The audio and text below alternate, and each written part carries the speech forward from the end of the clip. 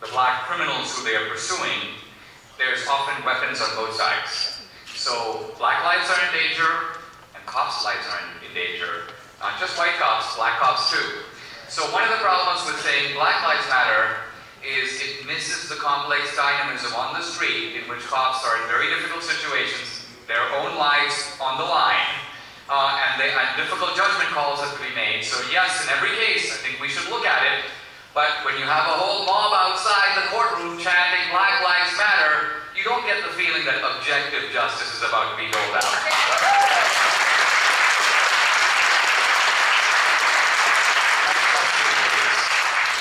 Hi, Mr. D'Souza. My name is Daniel Gordon. I'm a senior here at the University of Michigan, and I consider myself a young conservative. My parents are immigrants from South Africa. They came here legally. And I wanted to ask you, how can we as conservatives talk about the issue of immigration without coming off as being anti-immigration, but instead coming off as being pro-legal immigration, as my parents did, came here to this country to make a better lives for myself and my siblings?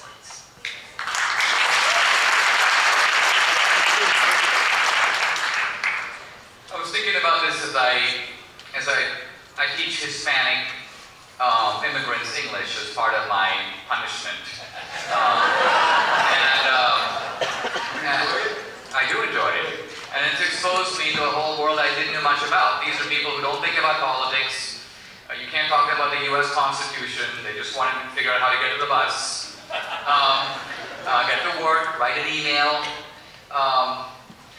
In talking about politics, the way I talk to them is I say, look, American politics can be described. We have two parties, and one party sees America as a ladder of opportunity. It's the party of the ladder. Now, the government has a role, it's to hold up the ladder. But it's your job to climb. And how high you get is up to you. The other party, as I see it, believes not in the ladder, but in the rope. And that party doesn't really want a ladder. It would rather let the rope down from the roof and tell the immigrant, hang on, we're going to pull you up. And it's easier that way. You don't have to climb. They pull you up. But you're beholden to them. They can let you go, and down you plummet to the ground. So I tell my students, they're adults, but I tell them, hey, do you want to be immigrants of the ladder, or do you want to be immigrants of the rope? What's the example of the free public education, the rope? The rope is, yes it is, because you yourself said that free public education, although it gives you the illusion that A, it's free, and B, is education, is actually neither. It's neither free nor education. So it's selling immigrants with an illusion. So you think that schools should all be privatized? I'm saying that if... everyone should go to Sidwell Friends. I'm simply saying that if you gave buying power to the American consumer... $10,000? Well, I use that number, but we can debate that number. We can debate that number. We're talking about a systemic shift of moving the power away from the teachers' unions and the government bureaucrats into the hands of the parents. That alone would produce a revolution in public education.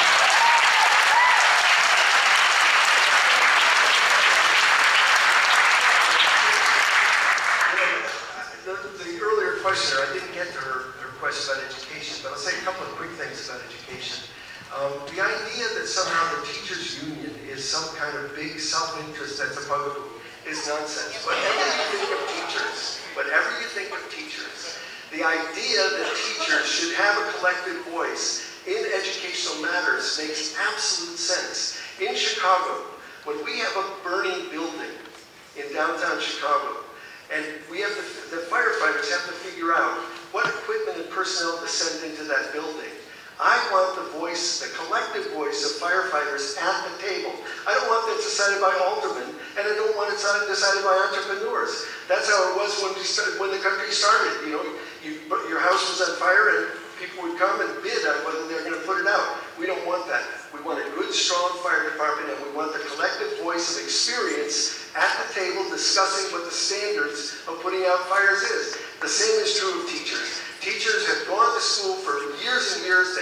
They've got experience. It takes a good 5 to 10 years to become a good teacher.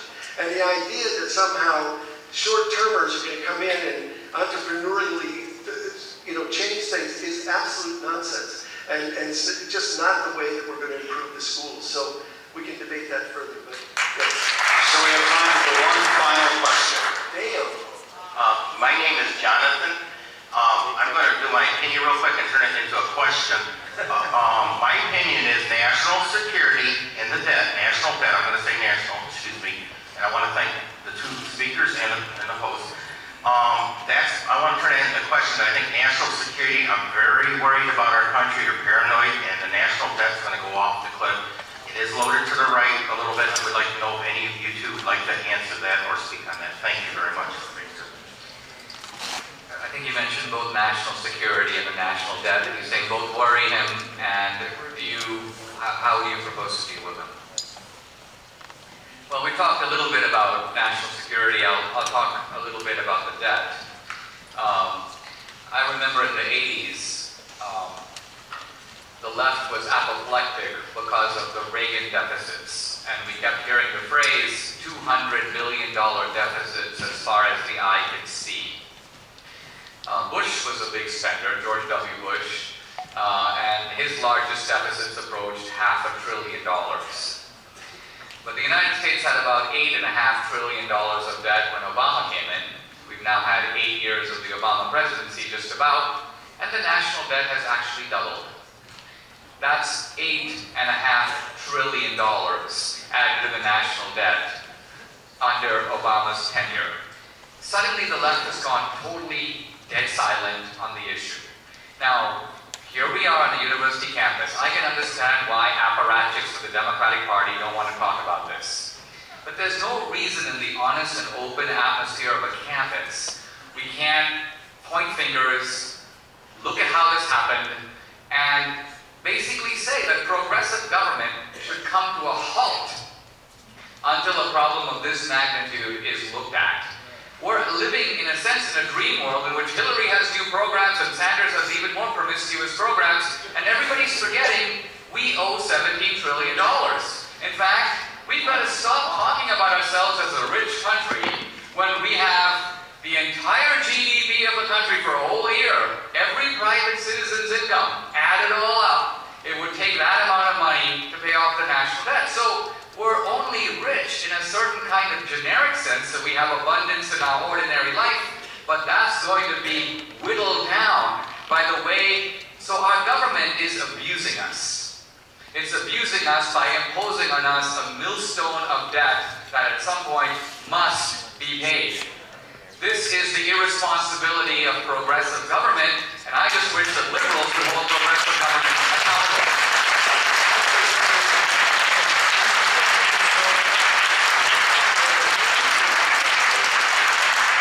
National security question, but just a quick word on debt. Debt is a result of both spending and income. And the fact is that Chicago public schools are broken on purpose. They're broken on purpose because we refuse to tax the rich. There's nothing wrong in Illinois with taxing the rich in order to pay off the debt. So the idea that you don't want a debt, but you also don't want taxes is kind of contradictory. But I want to say... Let me ask you, Bill, if I may, what do you think that... Let's take a very rich guy. What do you think the top tax rate in this country should be? Well, under Eisenhower it was 80%. How high would it be under you? So under me, I have no aspiration to that, and I have no. But it ought to be much higher. And the Bush tax cuts, which are in effect still, have created a crisis of itself. You know, the thing that I often think about is Bill Gates, a very nice guy, very smart guy, obviously. What allows him to be the superintendent of American schools? What allows him to be the chancellor of World Health? I mean, it's the fact is he has so much money that he can appoint himself to these positions, and it's nuts. But I want to speak instead to national security. As I said earlier, that we have, you know, we've created an expansive military that's impacted every part of our country. We haven't been honest about it. We haven't had a democratic response to it. That is a participatory response to it. We live in a mobilized kind of military state. We have not only ritual searches at airports, but we have a panopticon-like surveillance system. And I can't believe that we couldn't come together and agree that the fact that we're all being spied on all the time is unacceptable.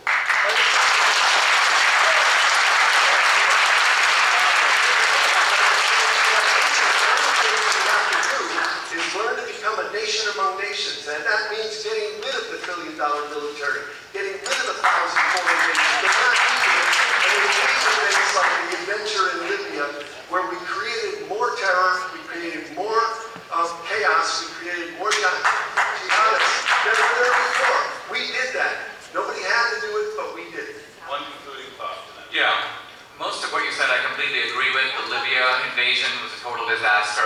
I think it was undertaken for private profiteering reasons, not because of anything going on in Libya.